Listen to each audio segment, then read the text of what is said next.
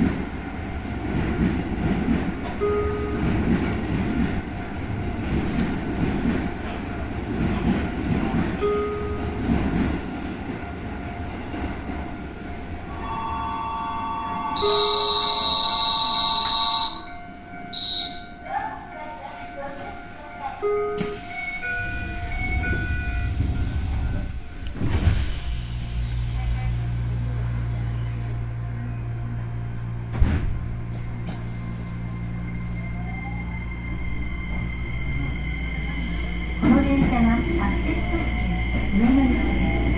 次は青戸です。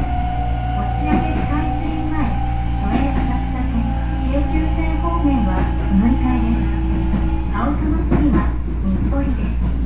途中、小花茶屋、シャーマネ、関千住大橋、町屋、新三川島には止まりません。This is the Access Express bound for Ueno. The next stop is Aoto.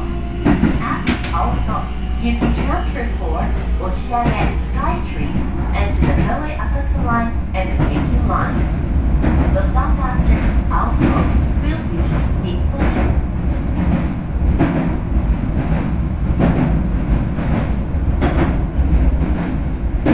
次は青戸に停まります。青戸でお降りのお客様はお忘れ物なさいませんようお伝えください。京成立石、押上、浅草、日本橋、品川方面、降りましたホーム反対側1番線でお乗り換えください。